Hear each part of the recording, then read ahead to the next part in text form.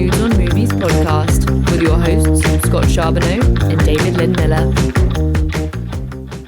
Welcome to Dudes on Movies. I'm your dude, Scott. I'm your dude, Dave. And today we're discussing 1926's The General, directed by Buster Keaton and Clyde Bruckman, and starring Buster Keaton. But before we do that, let's talk about what we've been watching. Dave, what have you been watching? A few weeks ago, I mentioned watching Caged from 1950. Mm-hmm. You know, it wasn't the first movie ever made about women in prison, but it was acclaimed, and it was even progressive in taking a stance on like prison reform and all that stuff. Well, I found out Night Flight was streaming Caged Heat from 1974. Caged Heat? Yes. Okay. Now, we've all heard the words caged heat applied to many movies about women in prison, often in a perverted, leering manner. Yes. But this was another, I guess, important chapter in that genre because even though it's salacious, it's the most famous entry probably because of its, it's just name recognition and everything. And it had Erica Gavin from Beyond the Valley of the Dolls, so I decided to check it out. Now, the movie begins, and we see the bus en route to the prison, and the opening credits roll, and one of them jumps out at me. It says that the movie was shot by Tak Fujimoto. Okay. I'm like, what? Yeah. Holy crap. My wife and I just watched Silence of the Lambs like a few weeks ago at Alamo, and so the name was fresh in my mind. Then the last credit comes up, and my jaw hit the floor. Written and directed by Jonathan Demme. Really? And then I realized, oh, that's right. Jonathan was another in a long line of Roger Corman proteges. And when you worked for Roger, you made somewhat trashy films. You made Caged Heat. You did. You made Caged Heat because that made money for Roger's company, and it allowed you to learn the film business and build your resume. But I felt dumb because I never knew where this movie came from or that he was involved in it, and I'm not dumb anymore. So thanks again, Night Flight. How was the movie? What you expect? Yeah, what you expect. Yeah. Yes. That's amazing. Yes. I love that kind of stuff. That is so cool, man. Uh-huh. When you think you know it all, right, Dave? Totally. And then you don't. Yes, You don't. you realize you have a shocking lack of knowledge and you'll never catch up. There's no way. It's impossible. Right. All right, man. I caught a Wednesday night screening of Alien Romulus, everybody. The latest film in the Alien franchise. And I'll tell you right off, I won't do any spoilers, but I enjoyed it. It's not great, but it was good, I would say. Right. It's better than a handful of Alien movies, but there's definitely a handful of Alien movies better than it. Yes. I will say that the acting is really great in it from everyone, especially the lead, Kaylee Spaney. She's just awesome in it. And David Johnson gives this amazing performance as a character named Andy. I won't give anything away, but this guy's just awesome in this movie. He was my favorite part of it. Okay. And I didn't expect that at all. There's some cool sequences, but there's just an insane amount of plot holes. And some things that people might say, wow, they're really crossing the line or pulling things out of their arse on this one. Okay. Which they've been doing for the last few Alien movies. So, Right. You get what you get. Right. But if you are a fan of Alien, the franchise, I would say go ahead and watch it. It's a good entry in the franchise. It's worth a watch. Okay. That you might come away laughing, or you might come away saying, hey, that was kind of neat. All right. We'll see. Right. All right, Dave, so now it's time to talk about The General. Why don't you give everyone a synopsis? Yes. This is Buster Keaton and Clyde Bruckman's adaptation of William Pittenger's memoir that documents the Andrews Raid, sometimes known as the Great Locomotive Chase, which was a battle during the early part of the Civil War in which the Union attempted to steal a southern train full of rebel army supplies and, in the process, destroy vital southern railroad infrastructure. It's one of the most technically impressive and influential movies ever made, and I believe it's the first silent movie we've ever covered here, so we're looking forward to going through it. Yeah, it definitely is the first silent film. Mm-hmm. And I put it on the schedule, Dave, and Right. I'll tell you why. He already knows why, everybody. Yeah. I'll tell you, dear listeners, the whole story about how this got on here.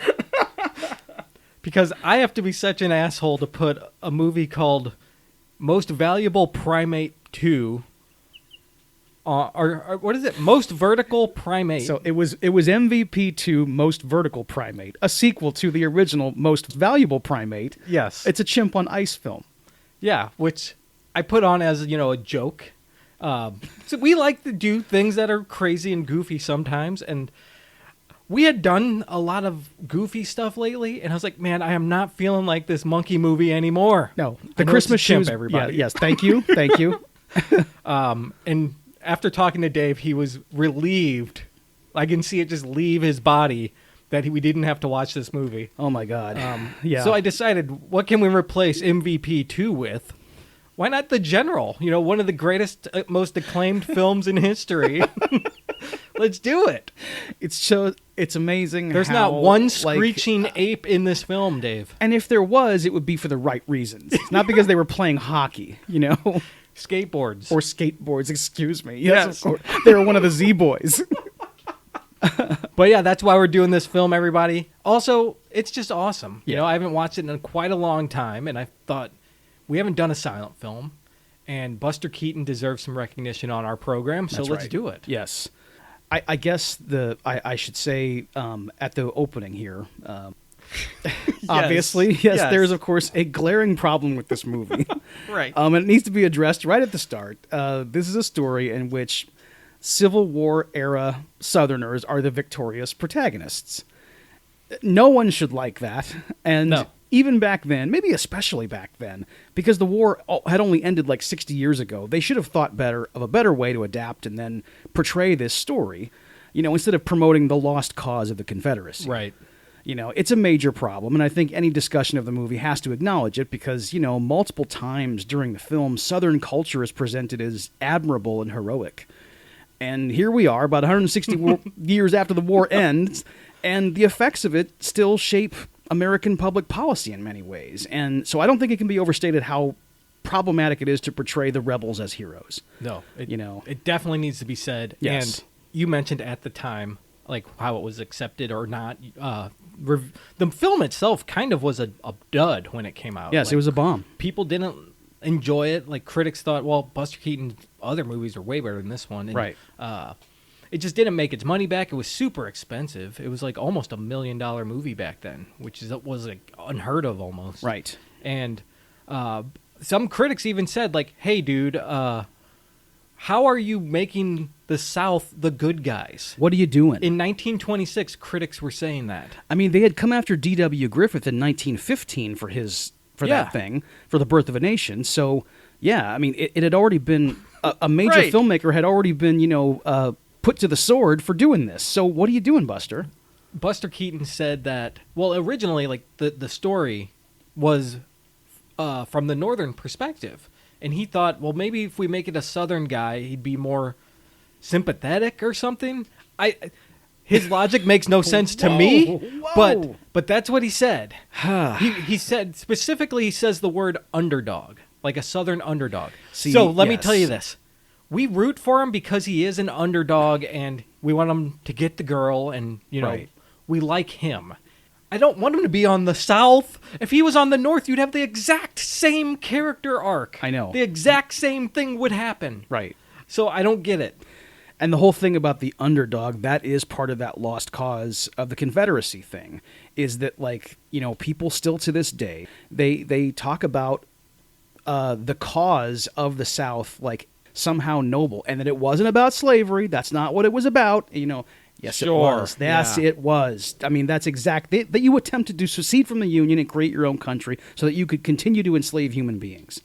Yeah. We're going to steal all your trains, you assholes. That's right. Burn them all down. I know. Yeah. Yeah, it's really hard to now because it's over 100 years old, this movie, you know. Almost 100 years old, I should say. We can enjoy the film. We can look at its craft and amazing work, the acting and the writing and the filmmaking that's on display, and we can enjoy it. It is, everybody, it's definitely an awesome movie.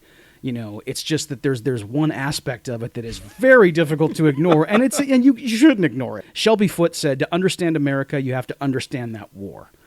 That's a simple yet truthful, concise statement of an event this country will never be able to shake. So it's important that we at least, you know, get it on our show that, yeah, we noticed, everybody, this is a movie where the South is the hero, and that sucks. Yes, it's the worst thing about this film. I wish it wasn't even in here. Yes. It makes it even more interesting to talk about it, doesn't it? It does. Because it's like, wow, what were they thinking? How? I know. You can't do this. Right. I mean... Yeah, it's like a lot of people had to sign off on it. A lot of people who knew better. Right. And, I mean, I guess old white people who had money probably were like, okay, good idea, Buster. I know. Yeah. Yeah, they knew he was, obviously, he's Buster Keaton. He's a world-class filmmaker, and he's one of the biggest movie stars who had ever lived at that time. So, yeah, he gets to do what he wants. And going back to the failure of the film at the time, it was really like almost he worked well into like the 1960s and stuff, right? Doing like TV and other movies and stuff, but like he didn't have a career like he did back in these days, right? So he was kind of like the big thing. He had carte blanche. He could make he had full creative control over all his projects. Like a lot of people kind of did back then, like the big names. Yes. But this movie caused that to go away from him. People reined him in. I know. The opening credits list Joseph Schenck as the copyright holder. And that's the only time I've ever seen such a thing. That's really messed up, you know. I know people who finance films often get executive producer credits, and that's fair. But along with L.B. Mayer, Joseph Schenck was the co-head of MGM. So why not just credit yourself as a producer instead of copyright holder? It's the most insecure on-screen credit I've ever seen. I didn't even think of that. Yes. But, like, I guess the reason for it is because of the things you were mentioning just now. This was Buster Keaton's, like, you know, not his vanity project, but it was a really ambitious thing that he wanted to undertake. And because it didn't make money for the studio, I guess before they even released it, so that they could just continue showing it, they wanted to make sure everybody knew that MGM owns this. Actually, just Joseph Schenck owns this because he put up like $700,000 of it. Man, that's something, isn't it? Yeah. Okay. Well, you want to get into the plot a little bit. Yes. Now, it is a silent film, everybody. It's almost 100 years old. The plot is kind of thin. There's not tons to it, right? Right. Not to say that you can't have a grand and epic plot from back then, because there are films that do that. But this is a fun comedy adventure from the 1920s. Yes. And basically, it's a train chase Yeah. is what the whole movie is. Right. So we meet Buster Keaton. He plays Johnny Gray. He's getting off his train, and it tells us with the title card that he has two loves in his life, the general, and it shows a pic of a woman that we learn is Annabelle Lee, played by Marion Mack. And this is what the whole movie's about, everybody. Yes, you're right about the simplicity of the story. I mean, he's in love with Annabelle, and he is the engineer on the General. Yeah, and I imagine, do they have a relationship or not? Or is he just kind of in love with her? I have no clue what their status is at this point. If he's like trying to court her or if they're actually a couple. Because it seems when he like goes there and talks to her, and then the dad and the brother are there, and they seem like unapproving of him in a way. And it seems like so is she actually. Yeah. Like I don't love you yet. Come back later. Right. Yeah. Status is unspecified. But are they going steady? Come on. Exactly right. He hasn't pinned her yet. But yeah, he would like to be in a relationship with her, and I think that they know each other. But yeah, I think what you said, that he's trying to court her. This is his attempt to pitch woo. And, you know, at the end of this first date, he will know if it is a date at all. He's just showing up at her house. Yeah, he gets off the train, and he has a picture of her, a photograph in his like engine, where I don't know what the term is, but you know, it's the engine car, the train. He's got it there with him, and you know, it's where you would put a photo of your wife or child, right? Of course. So either he's a real creep, or there's some established relationship here, right? I think almost, I'd say 8 out of 10 men in 1926, or actually in 1861, were creeps, because that's just how the world was, you know. It's true. Yeah, you got a photo of a woman you can take with you anywhere. I mean, the woman who's not your wife and who you don't actually, you know, have a relationship with, you have a photo of her. A photo was a rare and treasured thing back then. A photo, yeah, a daguerreotype that took 3 hours to put together, you know. Exactly. So anyway, he goes and meets her, and the war breaks out, we're told, while he's there. And the men all go to enlist. Yes. The father, the brother, and she's like, well, are you going to go? And he's like, okay, yeah. And he goes.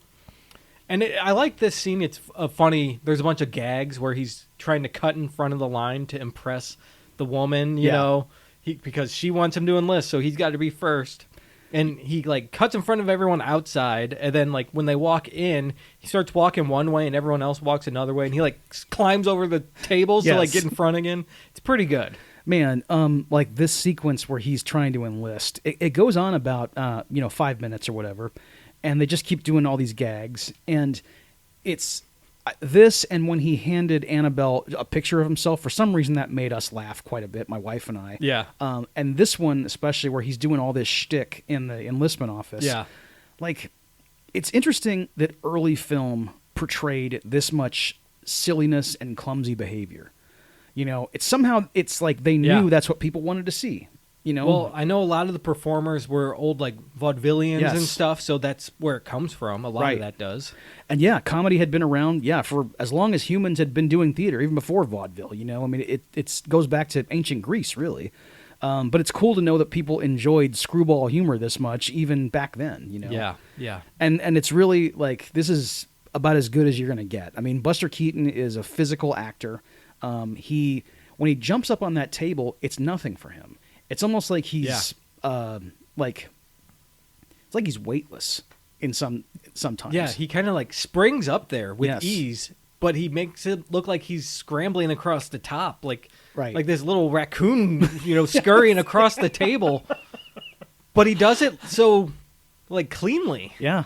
And he just like scrambles right in front of that guy right when he's walking up to the window, and he's there in front. Name. Yes. Johnny Gray. Engineer.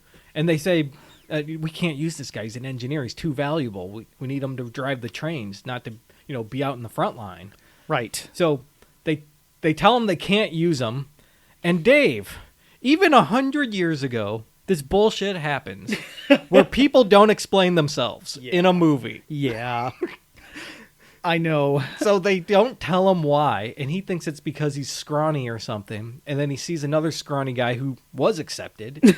So he goes back up, and he puts his hat down to cover his face from the guy.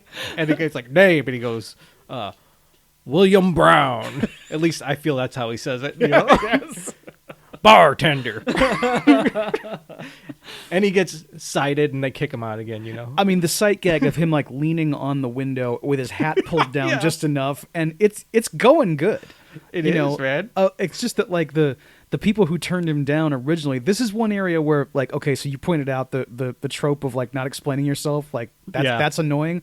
I will give this scene one bit of credit, is that the guys who turned him down, they're like watching for him. They know he's pulling a bunch of antics, and so they're like careful about, hey, this guy's already been in line. We already turned him down. Right. It's just him with a hat on. I know, but can't they just be like, hey, we need you to drive the trains. You're more valuable to us that way. And also let him be in the army. Like enlist him as an engineer in the army, yes, right? The army needs tradesmen of all kinds, exactly. So yeah. Exactly. So he leaves and goes back to Annabelle's house, and the brother and father are there. They've enlisted, and she's like, you haven't enlisted. Don't talk to me again until you do. And he just kind of accepts it. The brother and the father, like, they give Annabelle a bullshit story about how, oh, he wasn't even there. He just, like, and that's not what happened, obviously. He got turned down. Did they see it all happen? Or, like, because he ran to the front of the line. Were they behind him? Yeah. I didn't notice where they were in the line. I didn't either, but they knew because they were looking at him sideways when he was, like, sitting in the parlor there. Yeah, they don't want him fans. around. Right. Yeah.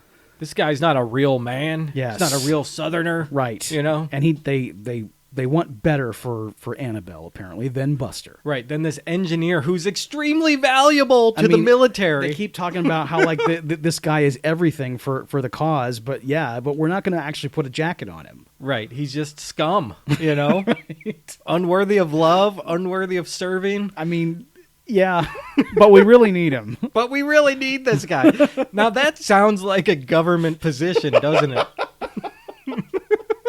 You're right.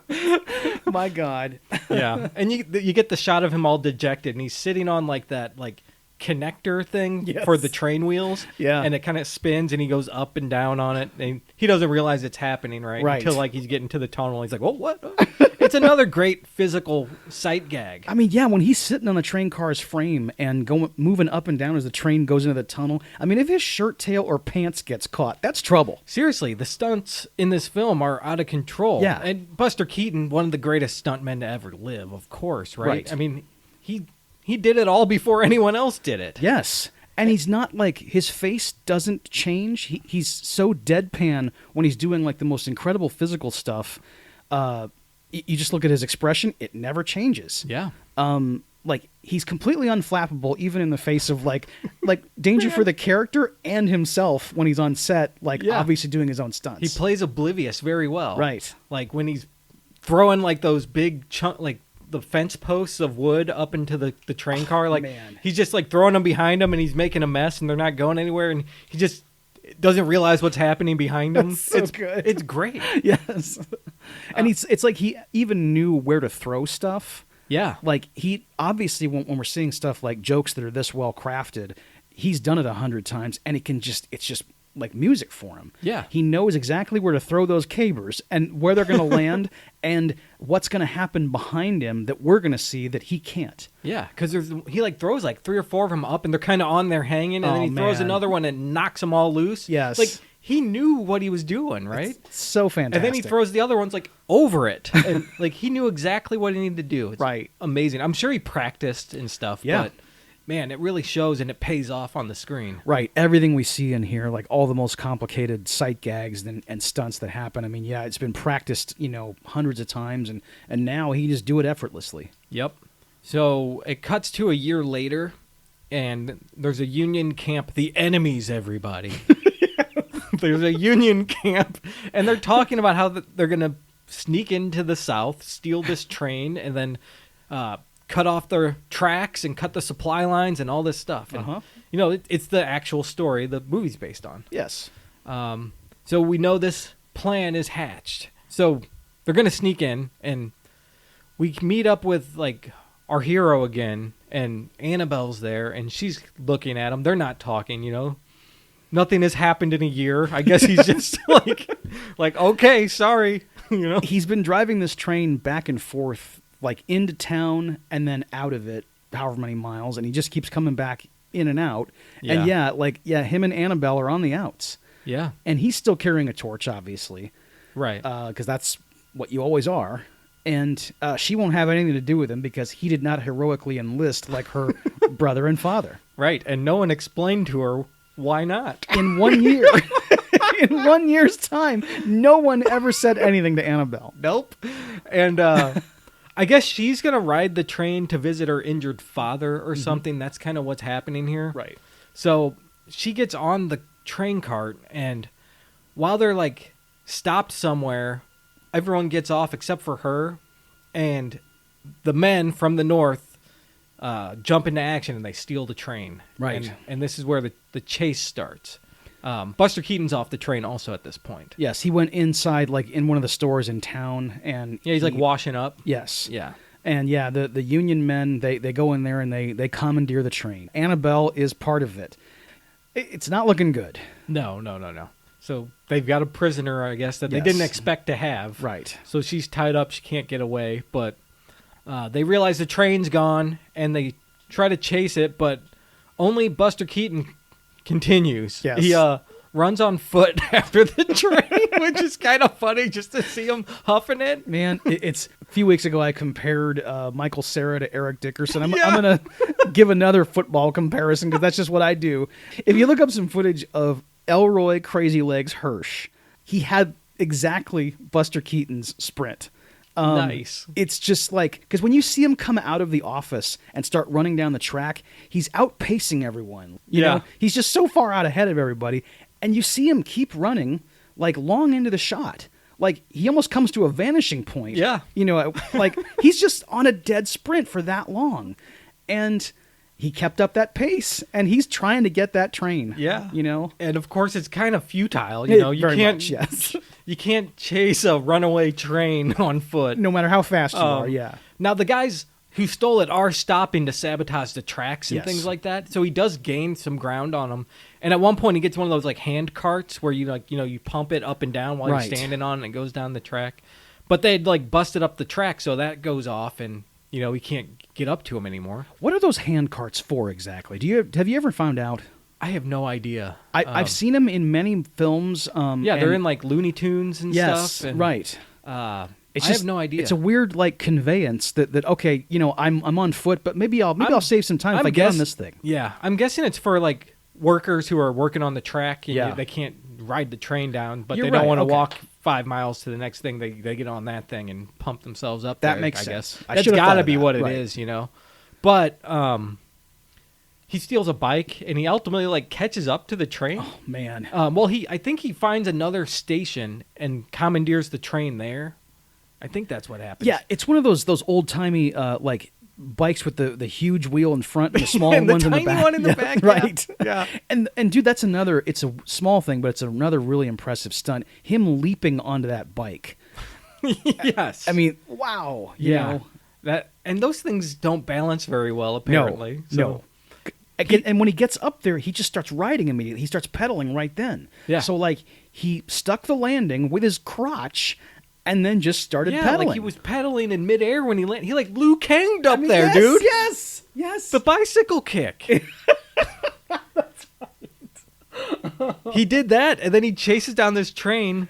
He crashes the bike, of course, and he gets to another like depot where there's another train, and there's military there, and he's like, "Hey, they stole a train. Let's go."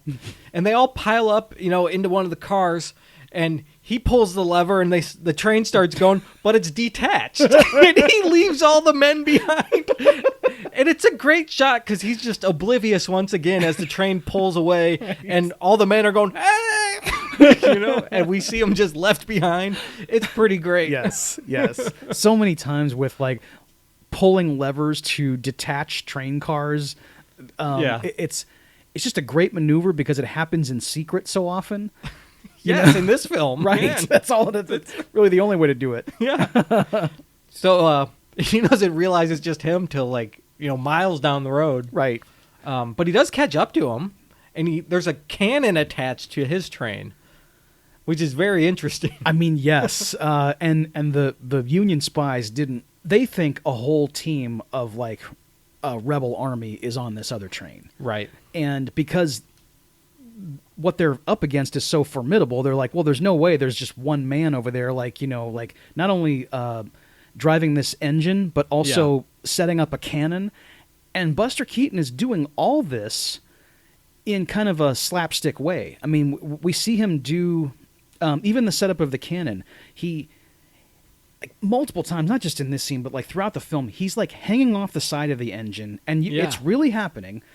And he's making his way down to the cow catcher, and then he'll climb back up, and then he'll just kind of hurl himself, through the windows of the thing. Yep. He gets up on the roof. He's, like stomping around. And when he's setting up this cannon, he's trying to put the cannonballs in, and then load it with gunpowder, and then, all of his firing, he's just misfiring all the time. Yeah, the first shot he makes, he puts like a little handful of gunpowder in. Yes. And then fires the cannonball, and it lands right in his own engine. Yes. Like right at his feet. Yes, that's right. Right. So not enough gunpowder. And then the next time he goes back, it's like a big tin can of gunpowder, where you pour it out the hole on the top. Right. He pours a little on his hand and like looks at it, and then he just shoves the whole can in the cannon. The entire tin can is in the cannon. Right. And then like smashes down a cannonball in there, and when he lights the wick on that one, he tries to like leave and climb back up like over the wood car and stuff. And when he does, his foot like gets caught, and once again like detaches the cart from the engine, and the cannon is kind of behind him, but it's bouncing, and then the cannon like aims down straight at him. And it happens in such a way that you're just like, oh man, dude, no. I find it super funny, and it makes it really tense. It does, yeah. Because, I mean, like, I know that eventually he's going to be victorious, but I mean, like, the cannon is pointing right at him. So how's he going to get out of this? Exactly. You know? Yeah.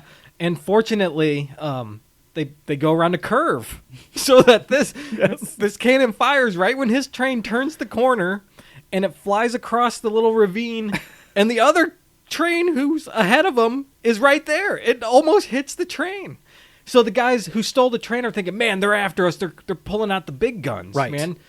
Because I think one guy is even like, why don't we stop and fight them, you know? And the general, whoever's in charge, stole the general. Yes. It's like, no, we can't. We're outnumbered. And I mean, because to their eyes, Yep. what they just experienced was an expertly crafted attack. Yep. They have no idea that, you know, this was all an accident. Some bumbling buffoon did this, you know? Right. Yep. Yeah, and you mentioned him getting onto like the train, like the cow catcher on the front. Right. And man, that's some cool shots when he's on there. Like the lead train is throwing like wood railroad ties in, Yeah. like junk on the track to try to like derail the train. And they're constantly doing this throughout the whole chase. And he gets out there and he sees one and he climbs down that cow catcher. Now, bear in mind, this is really happening in real life. Yes. He's actually riding a train on the front as it's coming down the track with these giant full-size real railroad ties in the track. This is extremely dangerous. I know. If George Miller had been around in the 1920s, this is the film he would have made. Yes, exactly. You know, it's not as intense as Fury Road or anything. Right. But you can tell where that came from. Yes. There's no guitar guys on poles or anything. Like, If only, dude. yeah, dude, flames shooting out. There are lots of fires in the movie, though. Yes. But no, when he's on this cow catcher, like the big sequence here is there's a tie in the middle of the road. He jumps off the front of the train. I guess he's lowered it to like slow speed, you know. So he jumps off the front, runs ahead, and he's pulling this tie out of the road. And he finally gets it out at the last second and like gets scooped up on the cow catcher on his butt. Like, Yeah. one false move, this guy's dead. I know. And then the shot continues. There's another tie on the road kind of like sticking out from the side a little bit. So as the train approaches, he takes the tie he's holding in his hands and slams it down and creates like leverage that pops it out to the side. Once again, one false move, you're dead. And you're dead, meaning the actor is dead. The actor is Yes. literally dead. Right. This huge superstar, this is if Tom Cruise's parachute didn't open. Yeah, I guess Tom Cruise is almost the modern day Buster Keaton in Yeah. some ways because He's got to run. Yes, he does. He's a fast man, and you know, yeah, And does a lot of dangerous stunts. he does. Yes, and yeah, like when he throws that 2x10 on the track to like dislodge the one that had come up. Yeah. I mean, you have to like, you're not getting that on the first take either. It has to hit the board just like exactly the way it needs to, and it has to splinter and go flying in the direction it was supposed to. Yeah. Because of these kind of things on here, they will derail the train because Right. it'll get lodged up on it and like tip over. And for a dude standing on the front of the train, you're going to, man, Yeah. the train can derail and crush you, or it can keep going and crush you, or you can get lucky maybe and it goes the other way. I mean, I know. your chance of survival is very slim. And I was reading about Buster Keaton, the way when he was scouting locations, and it wasn't just where to shoot the movie. It was also, he wanted to have as close to like period appropriate trains as possible. Yeah. And so he's working with old equipment that now him and his crew all have to figure out how to use. I mean, I know that like train technology was fairly close in the 1920s as it was in the 1860s, but it's still like not the top of the line stuff. Yeah. That you have to now, you know, figure out how to use. Yeah, I think they found 3 old trains they used for it, and they even shot the movie in Portland, Oregon, because of the tracks up there. They were still Right. the old tracks, and funnily enough, like this is where they shot Stand By Me on these tracks. I thought which of is exactly amazing, the same isn't it? thing. Yes. There's always these weird carryovers between episodes. I don't know isn't how there? it happens. It always happens. Yes.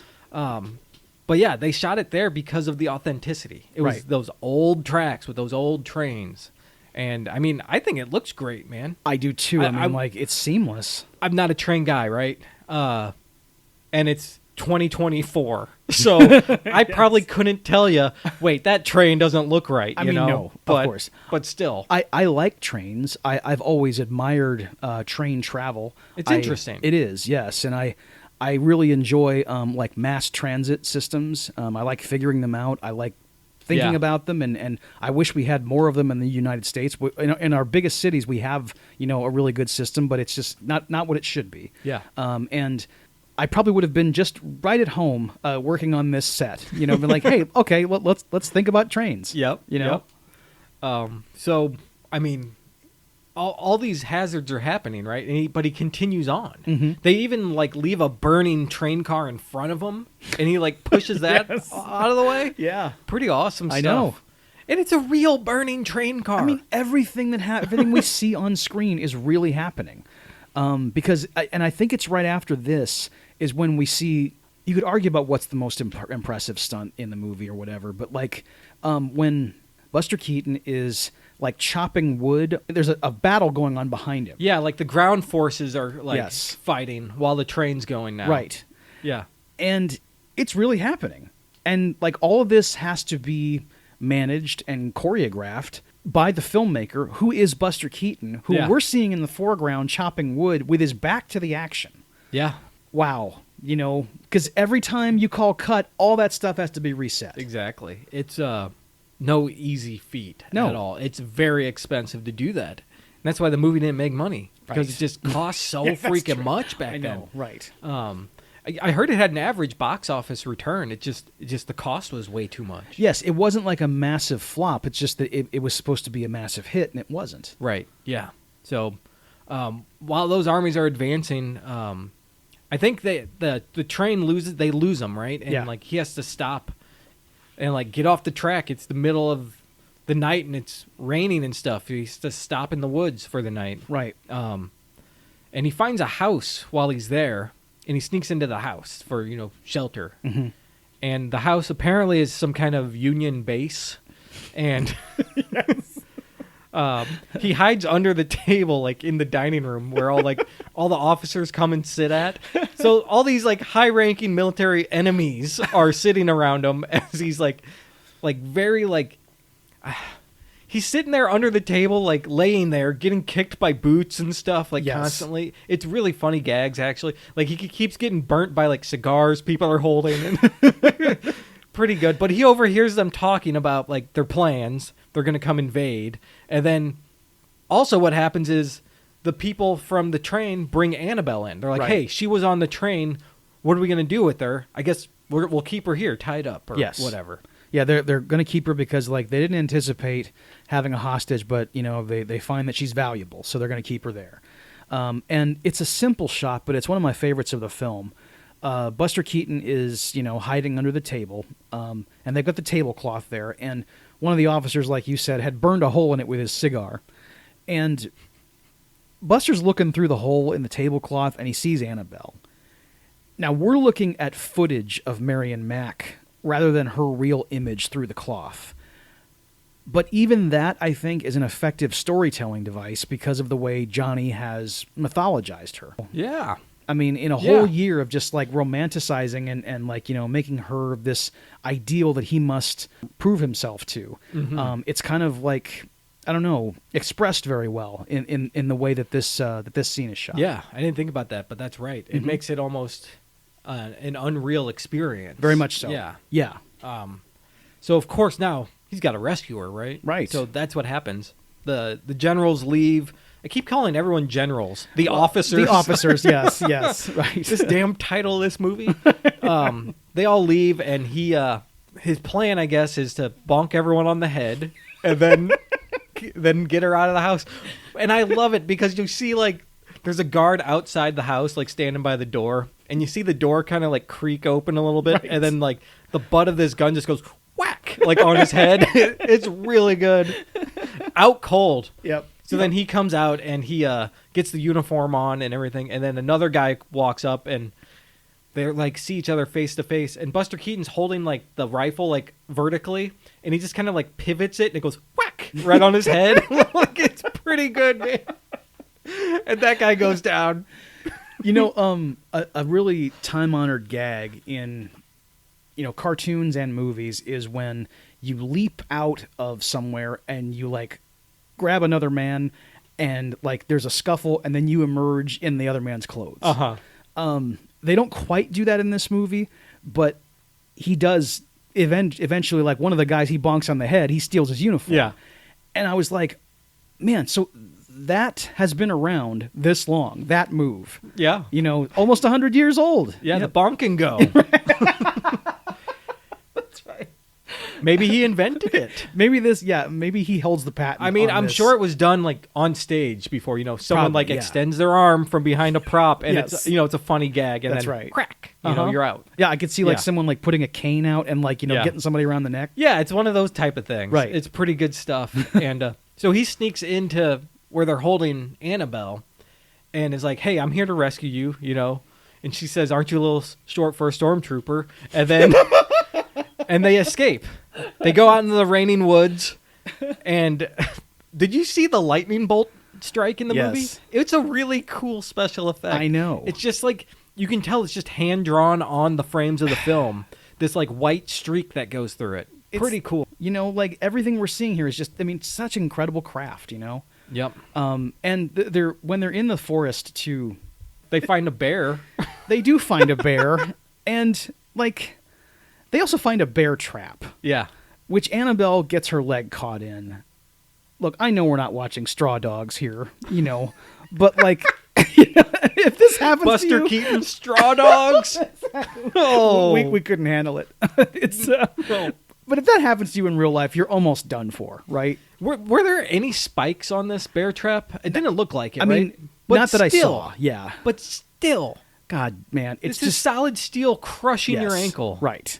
And bear traps have got to be one of the most inhumane animal ensnarement devices ever conceived. I mean, it's a really disgusting tool. Yeah. But yeah, when she gets her leg caught, I was like, oh man, that should be the end of the movie. Right. She just screams and Exactly. blood's gushing and out. bleeds out. Right? Yeah, she's dead. There's a severed foot. He comes walking back across the tracks with that foot dangling. Jesus. Oh, Throws it at her father at that camp. Here you go. Yeah. That's not what happens No, though. He gets her out and then comedically gets himself caught in the trap Right. several times. I mean, it's a bear trap, man. I mean, this is a really dangerous device. and I'm thinking he's like got his foot caught in it now, and first he gets his hands caught in it somehow, and then gets those out because he pushed his foot into it. Yes. And then the way this guy can bend, I'm like, is that even possible? Man. If I did that, I would be dead. I know, I would be I know. broken and bleeding out. I'd break my neck. Yes, the bear exactly. trap would be the least of my worries. That's true. With or without the bear trap, you'd be injured. Right? But it is pretty funny watching him, ensnare himself over and over again. Right. And they end up having to spend the night in the woods because they don't know where they are. Uh-huh. And I found it really funny because it's pouring down rain and they're soaked, right? And he's like, "We need to wait till morning." And then cut to morning immediately, smash cut to it. They're dry. Not only are they dry, he's dramatically caressing her, and he's sitting on his haunches. Yeah. So he was in a catcher's stance the entire night. He slept that way. They do address it though, because when he tries to move his legs, he's like, "Ugh," and he like shakes it a little. Of course, like, oh, right. man. So that actually makes it worth it, because right, you notice how ridiculous that is, and they address it, Yes. which is amazing. That's a cool thing because, I mean, even if he wasn't like in an impossible position, it's so funny. Like in silent movies when they're making a joke about kind of overly theatrical silent movie acting because they're sleeping cheek to cheek, She can't be comfortable I mean, either. there's no Like way. she looks totally uncomfortable. So they wake up and they realize we're at like another base. We're at a base with the train. The general is right there. We've got to steal it, get back, and warn of the attack. Yes. That's what we got to do. We need to stop the North from defeating us. I mean, and I almost threw up saying that. I mean, I know, It sucks so much because we are rooting for Johnny because he's played by Buster Keaton, but Right. he is wearing a gray coat and kepi. It's impossible to ignore. Yeah. So they sneak down now. And his plan is, well, he wants to sneak her in by putting her in a bag of shoes. He steals this big burlap sack, and it's filled with shoes. And he dumps it out, and he tells her, like, get in the bag, we'll sneak over there. And it's great silent movie making, because it's not giving us tons of title cards with his plan or what's going on. They're just acting it out, and we know what's happening. Like, this is their plan. She's gonna be hidden, and they're gonna sneak in. He's gonna pretend like he's got a bag of shoes and get in there. Right. I hadn't even considered it until just now, but yeah, the lack of title cards in this movie, I mean, like, it goes for long stretches where we don't see anything. Yeah. It's only when people are actually having a conversation that we see them, but there's like this sequence, I mean, it goes on for a while. When he dumps out all the shoes, he actually gets his shoes confused at one point. Yes, I love that. Like, one of his shoes come off. Yes. And he like keeps like trying to look for it.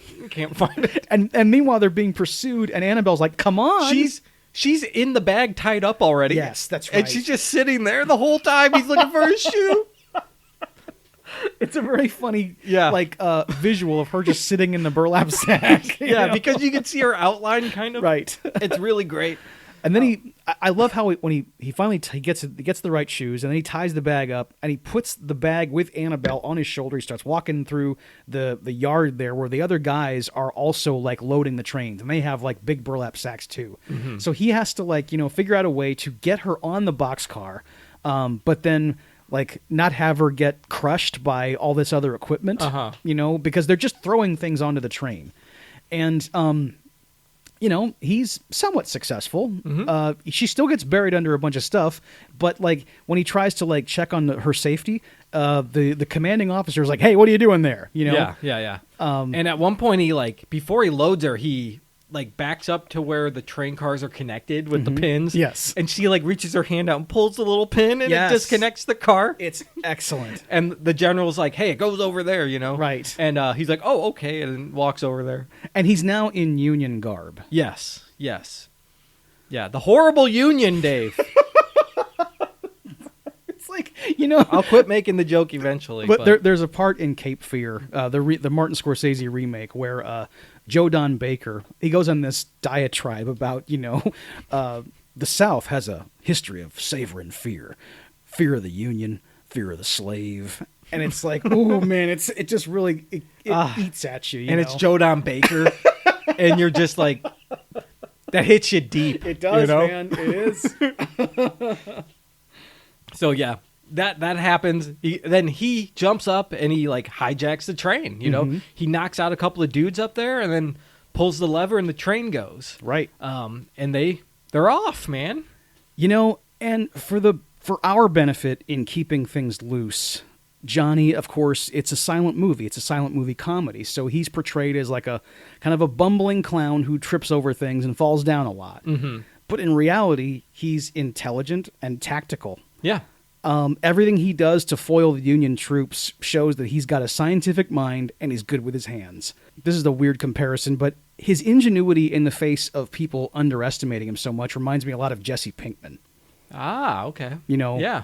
It's weird that like this brand of storytelling has extended 100 years into the future, where they've kept it up. It's like he's so capable, right. But he lets himself get into all these fallible situations and stuff. He can't look capable to people. Like, people just immediately say he's not for us. But meanwhile, he's exactly what you need. Yeah.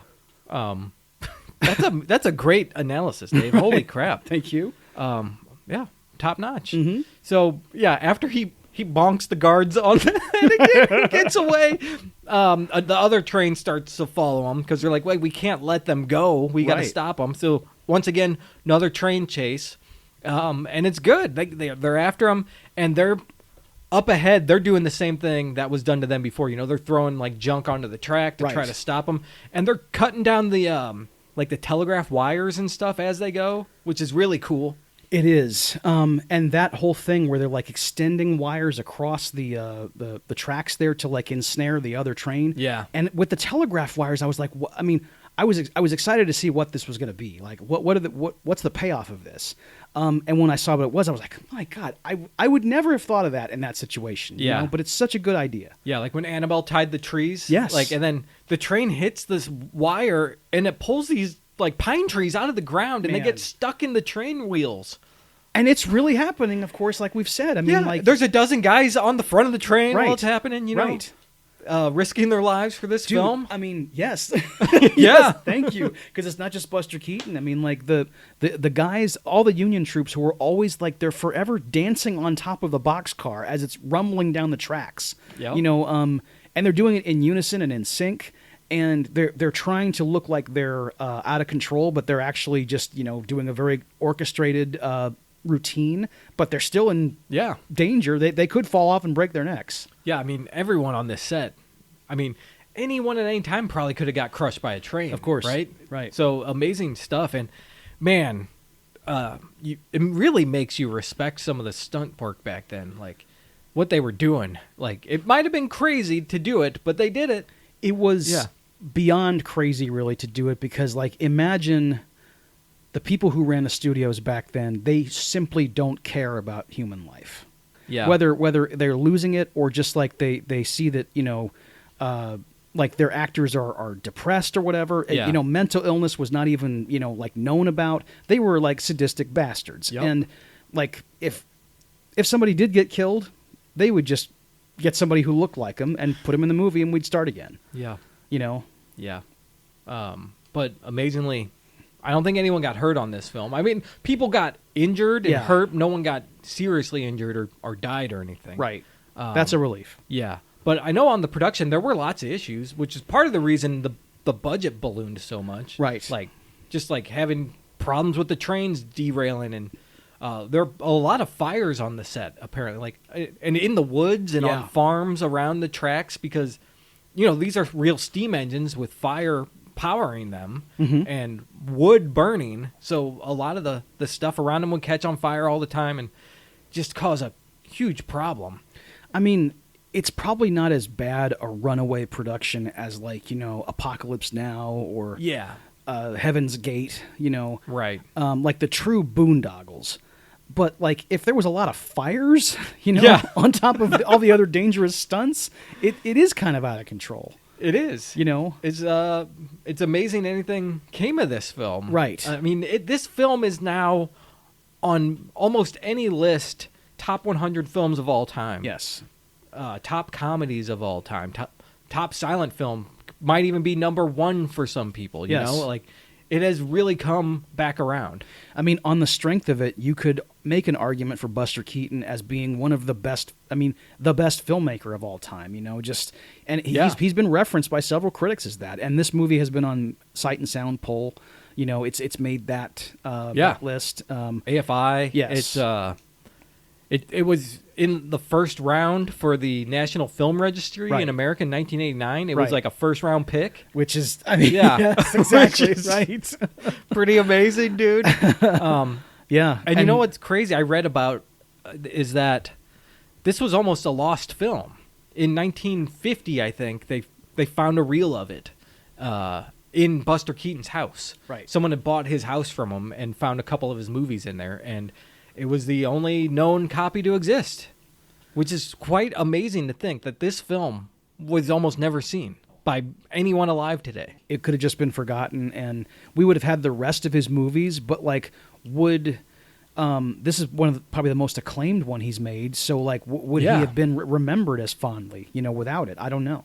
Yeah, I like lots of his movies, but this one is the most acclaimed for sure. Right. I mean, doesn't have his like biggest stunt, I don't think, like that comes in Steamboat Bill Jr. Yeah. With the falling front of the house. I mean, like, the falling house frame is legendary. Yes. Yeah, but I mean, this movie, mwah, I know, it's amazing, dude. I know, dude. It's incredible. And there was a thing too with like it lost the copyright. I mean, that whole Joseph Schenck thing that expired. Yeah. And it went into the public domain. So, guys, you can watch this on Wikipedia right now. Yeah. I think the DVD I have was probably a public domain pressing. When Dave and I were talking about where to watch it, like it was on Canopy and stuff, but I had a DVD It was supposed to be colorized, but it wasn't, Dave. Okay, good. That's good. And I found out it was like a German release, apparently. Was it the Kino Lorber? It wasn't Kino. Okay. This was just some like cheap release, but the video looked great actually. But I put the disc in, and it said it was a PAL region disc. It's like, really? What? No, the back of the box says region 1. It says 1 and 2. Okay. So I was like, what's going on? I turned the disc over and put it in, and it worked. Okay. There were no labels or anything about that would make you think to turn it over. Something inside of me just said, Scott, try it. If you break your DVD player, it's worth it. Yes, that's true. And it worked. Oh, nice, man. And then it had play, and then it had interview as an option. And the interview was like a 60-second clip of something from like the 40s that you couldn't even hear. Now, who was being interviewed? It was Buster Keaton and some woman. I don't know who it is. They didn't say. It wasn't Marion Mack. I don't know. It could have been. I have no idea. You just couldn't hear anything, I couldn't so it doesn't hear matter, anything. right? And there was like some television announcer guy like, hey, Buster, what you going to do after this award? Nice, you know, like right. that kind of thing. Okay. And that's all you got.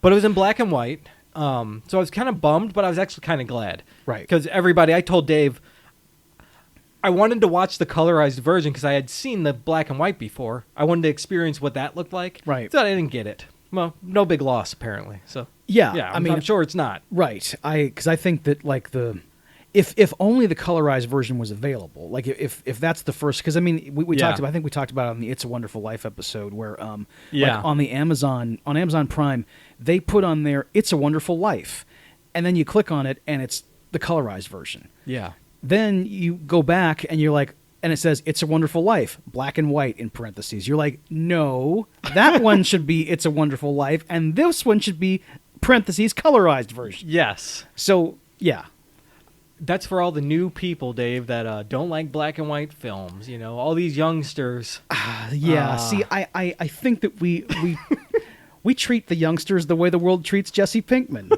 You know. There are plenty out there who appreciate a good silent black and white That's film. right. From Just show it to 1926. them. Yes.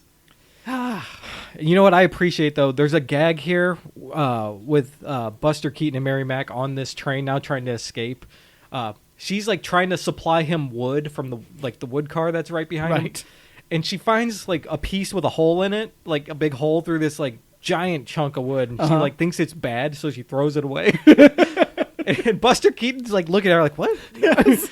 And then she like brings over like this little twig and like opens the car and like, or not the car, like where the fire is, and like throws it in. Right. And he's looking at her like, really? Yes.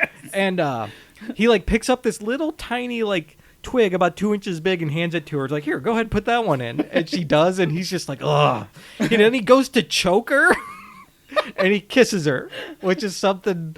I mean, he almost chokes her, everybody. But I wondered it's where in this a was going. playful way, kind of. But I think he's actually like 2% about to kill her. You're in suspense a little too long. Yes, About what this maneuver is. I thought he might have. He was getting ready to toss her off this train. Right. You're ruining the engine. Putting like one twig at a time in. Right. You know, it's a little weird and it's out of place.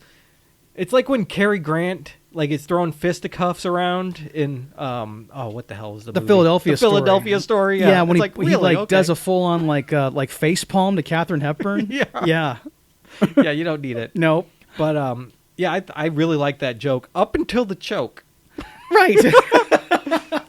Yes, fair enough. Even I'll tell you what, even the choke was kind of funny because it's not. I didn't think he was really going to kill her. Right. He chokes her for like half a second and then kisses her. Yeah. And it's not like a real choke, but Buster Keaton has such an intensity that it is like, whoa, dude. Yeah, because every time he looks into the camera, he's still got that same face. Yeah. And it's just like when he handed her that picture of himself when they were at the house, like she looks at the picture and the picture is just a picture of Buster Keaton with that same face. Yep.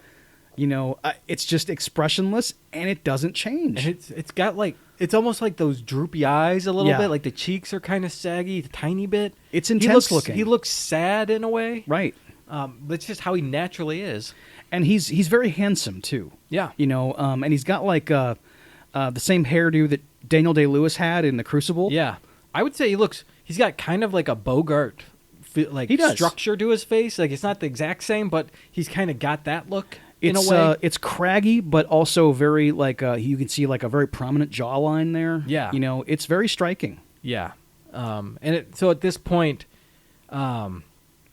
he has to get off to like destroy like a switch for the track so that the pursuers will like ramp off of a train track. Right. And while he's doing that, he gets separated from the train, and he like takes a shortcut to get back on it. But then at that point, Annabelle realizes he's not there, so she reverses it right when he's trying to get back on, and he can't get on. It goes all the way back. Then he's got to climb back up the path. It's pretty funny. Man, so yeah, when he goes barreling down the side of that hill to like catch the oncoming train, Yeah. and you're like, okay, well, he's getting out of this. No, she pulled the lever wrong. So no, it's now backing up. And when you watch like Buster Keaton just kind of go, and he puts his hands on his hips, and he looks up, and he just starts scaling the wall again because he can do this. He's like a little lizard too when he climbs up that. Oh man, How can you climb like this expertly? I mean, I don't know how it's the same move from climbing the tables earlier. I know. Except now he's going vertically. Like, I don't know how he's doing it. Yeah, it's just like he's in phenomenal shape, obviously. Yeah. But it goes beyond that. You have to be that like limber and like be able to climb trees like a chimp. Yeah. It's pretty amazing It stuff is. that he could do this. And so the train's like, he gets back on the train, but now the other train is caught up. And I kind of like this shot because their train is sitting there, like stopped while he's trying to get back on. And the other train comes right up behind him and kind of shoots down the other path, but brakes fast enough where it doesn't fly off the end. But the train, like, this is all real in-camera stuff that's happening, Yeah. right? Giant trains. The trains, like, go up this hill, and they, like, park, like, perfectly right behind his train, and they start to take off. It's an awesome visual. Right. And, I mean, it's funny, too, because the train does that thing where it's like, and, like, stops real fast, but, man. Yeah. The danger, everybody. I know. It's just the stakes are so high for the characters and for the actors. Yep. Because like the weird thing too is like, yeah, Marion Mack is in that same like predicament. I guess she's not like kind of openly inviting danger like Buster Keaton does, but Yeah. she's still there. And if something happens to him, chances are she's going to get crushed too. Right, exactly. She's not dangling from the cow catcher, Yes. but still, she's wearing that dress. Oh and my if, like, God, get caught yes. in one of those tires, Of course. a wheel, You're done. Yeah, not gonna happen. And I can't remember, is it revealed before the journey starts that the Union spy is actually still in the engine with Annabelle and Johnny? I can't remember. Okay. because at the end that comes into play. Right? It does, yes. Maybe he is. Oh yeah, he must be, I guess, because it's revealed later when they get there that you know, He like wakes up. Yes. and then he gets captured. Yes. by Johnny. But yeah, we don't. I guess maybe I can't remember if it was if the movie told us he was there yet. So you like know? the guy he bonked on the head to steal the train car was like that lead spy guy. Yes. right. So it's the same guy. Okay, yeah, that's right. And I guess he just like passed out right there on the spot. Yeah, you and know? we didn't see him kick him out of the. Although when he actually commandeered the train, it wasn't just the one guy that he bonked. Yeah, it was a couple, right? It was, and when he did that like sidekick, it might be the first cinematic. Yeah. Because the dude goes flying, and he was practiced martial arts on camera. Yes, dude. And we didn't get a title card that said "Hiya." It's a good sidekick too. It's a good real kick. forceful kick. Right. It's a 300 level kick, man. You're going down. He kicks this guy out of the train like Guile. He goes flying. But yes, they get ahead, and what they decide to do, they go across this bridge over this river, and like it's a real bridge, Yeah. a real trestle going over it, and they stop on the track, like it looks like it's going to collapse at any moment. I know. Dave. It looks rickety. And what they do is they start lighting a fire in the middle of the track. It was like the wages of fear. Yes, Jesus. Yes, and while they're doing it, he accidentally gets they light the fire on accident, and there's gags and stuff with that, and the train starts to go, and he's trying to jump back onto the train, but he misses and lands in the river, Right. And then they ultimately escape. They get back to their home base and report what's going on and Right. everything. It's one of those moments where I'm just watching this going, okay, there's no way they're gonna like destroy this trestle, right? I mean, like they won't go that far. It's 1926, and like filmmaking was ambitious. I mean, we'd seen a lot of C.B. DeMille's like Roman his original Ten Commandments movies, right? Like, yeah, just you huge. got that and like Intolerance Yes, and stuff. Just of course, unbelievable productions. Yes, but I mean. This is obviously like they're shooting in a real location. They wouldn't have just built this bridge, for the film. There's no way they're taking that out. Yeah, they take it out. Yeah, dude. Right. We just burn this mother down, right? Like so it's not a miniature. No. So they report what's going on, and then there's a battle that happens at this river where the trestle is and everything, and. The Union forces are coming down. They're like, all right, you can continue over that bridge because that fire's hasn't damaged it enough. Your train's fine. Go for it. Trust me, I know. Oh, my God. This guy, man. What an asshole. You do that while my men ford the river. So guys, it's a real shot of men on horses going through a river, like hundreds of them, while this train goes over a burning bridge, and the bridge collapses. It's real. And those men on horseback are firing muskets. Yeah. Like all of this is happening. Hopefully those aren't loaded. They were. I mean, that's the thing. It's like, I mean, no humans they died. were doing blanks. They had to do hope blanks. So, yes. Well, I did read, like, one guy got a blank, like, blasted in his face and had to go to the hospital. Of course. Yeah. That doesn't surprise me. No. But yeah, this shot is incredible. Yes. Right? I read it cost them $42,000 to do it. Okay. That's 1926 money. Yes. Which is close to like $1 million today. Unbelievable to do this thing. Just to get this one shot, which is an important shot, but it's like, I can't believe they'd go to these lengths. It's the most expensive shot ever in the silent era of filmmaking. Okay. Wow. Yeah. Unbelievable stuff. Yeah. And I would say it was worth it because this is an unforgettable scene that, I mean, it's immortalized, right? Like, you ask people about this kind of scene and this comes to mind, This film is so regarded. Right. Like, you will never forget this scene. No one ever will. It's just, it's impressive by today's standards, obviously. And back then, I can't believe audiences didn't embrace it. Yeah. Why wouldn't they? Oh my gosh, what am I looking at? Yeah, you guys got to go see this movie, right? Right. And apparently they left the train there after the production, just in the river. What? They left it there for 20 years, and it became like a tourist attraction. And when World War II broke out, they scrapped it for, metal. They went and got it out of the river. All right. I don't like that at all. I don't like that either, but that's what happened. I mean, they just left a full train in a river, disregarding the local ecosystem and displacing however many species of wildlife. Yeah. Polluting waterways. Yeah. Wow. Yeah. Yeah. 1920 filmmaking, Good everybody. Lord. They took it out 20 years later For when the they needed war to effort, make bullets exactly. to kill people. I know. Jesus. Lots of bad things about that. The Greatest Generation, everybody. I wonder if it was Buster Keaton's idea. Probably. We're leaving that there. Yeah, exactly right. But regardless, Yeah. it's still an amazing shot. It is, yes. And what happens here is there's like a little skirmish, a battle. The South and the North are fighting at the river here, and you get some more gags of Buster Keaton, like with he's got like a sword and he's trying to brandish it around, like pointing people where to go, and the hilt keeps coming off of the blade, Right. and he's like swinging it, and like nothing's happening. It's a lot of gags like that, and so like he's trying to tell these guys where to fire their cannon, and there's a sniper who's like hitting his guys after he tells one guy what to do, and he looks away, then he gets shot and he's dead. And it happens like 3 times in a row, and Buster Keaton's just like, well, what the heck's going on, Mm-hmm. And he like tries to tell someone where to go, and he points his sword, and the blade flings off and then stabs the sniper, which I find so hilarious.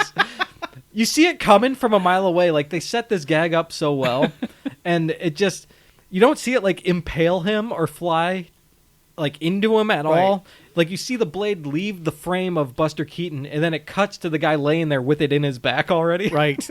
the aftermath is there, and the guy's Yep. like, kind of almost like he's got a cartoon death that they put little X's on his eyes. Did and he had have little. X's? Yeah, he didn't. Oh, okay. Thankfully, he didn't. But it kind of reminded me of that. It was a very much a Merry Melodies death. Right. Yeah. Because the sword flying up, it's gonna pay off. I mean, he's done this gag like 6 or 7 times now.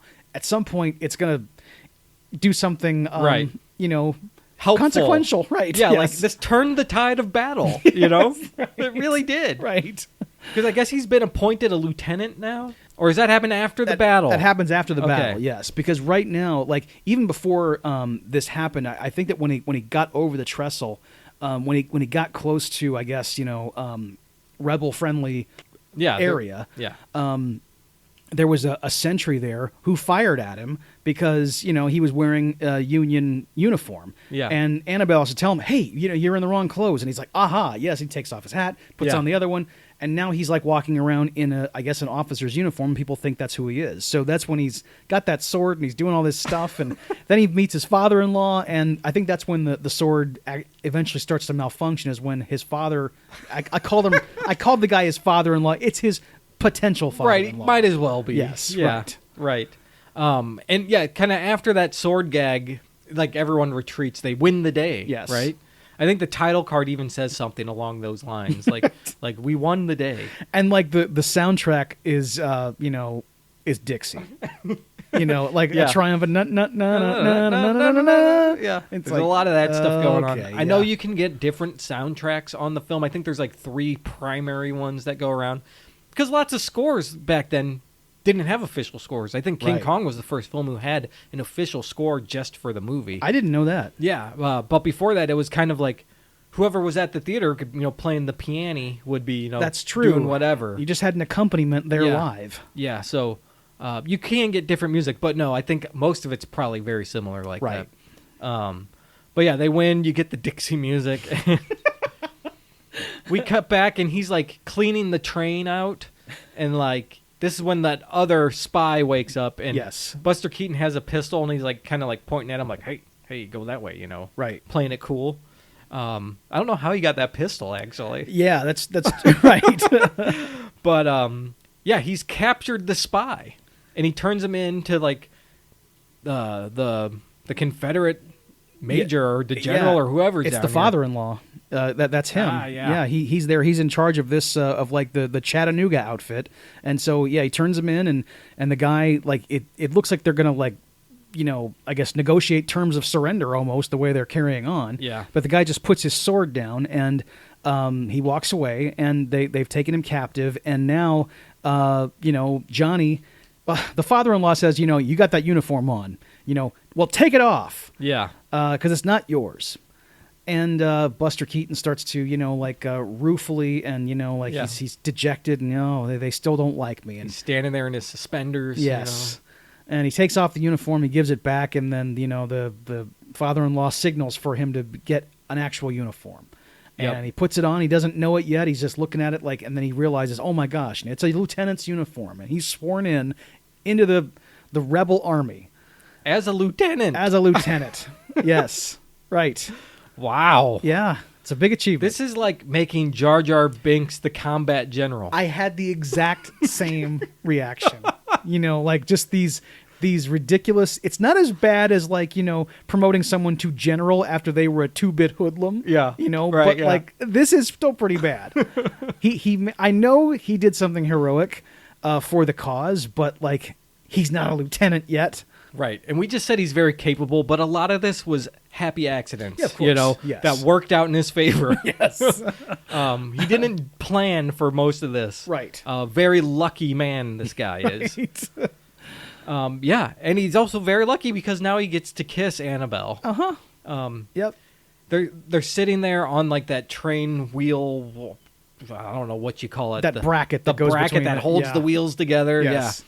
Yeah. And he's trying to kiss her, but people keep walking by, and he has to salute, and eventually turns the other way. And now he doesn't have to stop kissing her. It doesn't really make much sense, but He could have done the what he does from the Yeah. other angle. Yeah. yeah. So as he starts to kiss her, more like men are walking by and he has to salute them all. But he's saluting them while he's kissing her, and he's just kind of, his hand is going up and down, up and down, up and down. It's the last gag of the film, everybody. Yeah.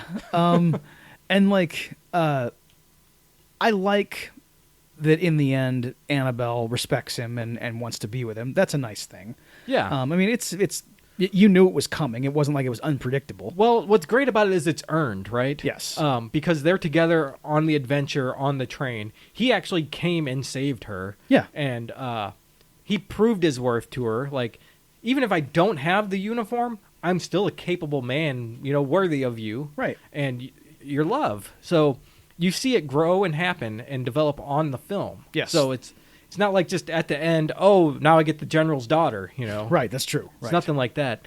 And I like Mary Mack in the film, too. Like, Annabelle proves to be a very capable character also. Like, oh, yeah. She's not just like the kidnapped woman No. on the train. Like, she came up with that plan to tie the treaties together. I mean, yeah, she can't put like wood in a fire, but Right. but yeah, she knows what's going on. She knows like, hey, you got to change your uniform, dummy. You're That's still true, in yes. enemy uniform. Because the last like 40 minutes of the movie are this last chase, and she's part of this the whole time. I mean, she's doing all this kind of She's stuff. driving the train, Right. Yeah. There was the whole thing with the town's water supply in that big tank. Oh yeah. Yeah, I think that was her idea too, and I think that she gets doused, unfortunately, because like it. And that was another continuity error because she's dry like right after Exactly, that, yeah. which was funny. And apparently, Buster Keaton didn't tell her she was going to get drenched with water either. So her reaction is the true reaction. Of course. Yeah, way to go, dude. I mean, I hate that. Come I on, just, guys. The only time I think I'm okay with it is like in Alien when Ridley Scott didn't tell everybody that like John Hurt was going to get the chest burster. Okay, yeah. Because I guess no you're one's right. getting hurt. True. Or no one's being, I guess Mary Mack isn't hurt by water, but it's like, it was like. It blasts although- her down onto the train, like It does. You're right. She falls backward. And Veronica Cartwright did get hit with fake blood. She gets hit with some Kool-Aid, like that's about it. That's right. And they knew something was going to burst out of this guy's chest, right? Like his chest was going to explode. They knew something was going to happen, right? I don't think so. Okay. The way I All right. understood it was that like they were just just thought that supposed he to was react sick. to him You know, being- he's just like all Okay. right. He's gonna die, but they don't know how. All right, my alien card has been revoked, Dave. Take back anything I said about the new Alien movie. Listen, I could be wrong too. Like history has made liars of so many people. I think we're both okay. Right. I think we're good. But yeah, the end of the movie, I like the ending. Me You too. know? Me too. This is a very short, tight, simple movie. Yes. And it delivers the comedy and all the thrills of it too. It makes you laugh, and you're actually really impressed with the action that is on display. And I feel like you really are rooting for Johnny Gray Sure. throughout the whole thing, even with the problem of him being a Confederate who's the good guy. Right. I mean, we're not cheering for the South in the movie, right? We're cheering for this man Yeah. to get the girl he wants and to gain acceptance from the people he wants it from, Right. and to be respected. That's what we're rooting for. We're not rooting for one side or the other to win the battle, technically. Right. And that's, I guess, my main beef with, of course, the movie, which we've talked about a lot. Yeah. I feel like they could have just made this anytime, any place. They could have said it in 1926. Yeah. And the easiest fix would just to be not have changed the story. Kept him a Union guy. sure. Because at this point, we all know who won and lost and who were yes. the bad guys. Right. Although there were still tons of people who didn't know that yet. Yes, of And course. unfortunately, today there's still people who don't know that. I heard that there is some kind of mural of Buster Keaton up in this Oregon area where they filmed. Okay. But it's the only only mural, only statue, whatever it is, I don't know. Only thing in his image in the United States, actually. Really? That's what I heard. okay. Not sure if it's true, Jeez. but I can imagine it being there. Yeah, because of the importance of this film. Like, hey, this is where the General was made. Buster Keaton. That definitely deserves a tribute. Yeah. Yeah. All right, Dave. Anything else? Well, so this might sound weird, but I feel like if they had ever made a movie about Buster Keaton, or at least just a movie where he was a character, had he lived, my first choice to play Buster would have been Brandon Lee. Oh, wow. Okay. For that kick? That would have been a good bonus. I hadn't thought of it. You're right. But yeah, the kick is, he can execute that. Okay. But I just feel like he had the exact right look, and all the physical stuff would have come easy to him as well, including the kick. And it would have made everyone take notice of Brandon, too, as like a serious actor. It would have been a fun movie, I think. It just occurred to me while I was looking at Buster Keaton's beautiful face. I had just watched The Crow, like, recently. Yeah. And, like, there was something about his structure and his expressions. I was like, where have I seen this face before? Oh, my God, of course. It was in Eric Draven, you know? Did you see Buster Keaton as the Crow? Yes, I can. Dude. Now I can. Dude. Yes. That'd be awesome. He's like a goth icon now.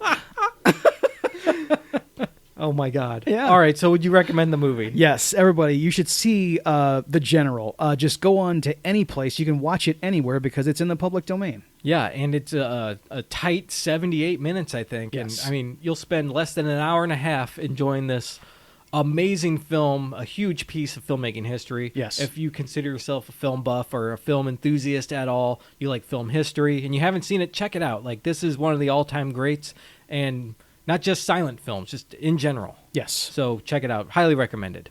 And that wraps things up. If you like what you heard, please subscribe to the show anywhere you get your podcast. Rate it, review it, and most of all, share it. It gets more dudes listening to the dudes. And you can go to dudesonmovies.com and find anything you need right there. Yes, and we're on Facebook, Blue Sky, TikTok, and Instagram. Look for Dudes on Movies. And our email address is dudesonmovies@gmail.com. That's right. And Dave, we have a question of the week. What is the question of the week? What is your favorite silent movie? There you go. Let us know. Type it out. Don't speak. You got to be silent. Give us a title card. Yeah. And stay tuned next week when we discuss 2001's Hannibal, directed by Ridley Scott and starring Anthony Hopkins and Julianne Moore. So until next week, I'm your dude Scott. I'm your dude Dave. And we'll see you next time.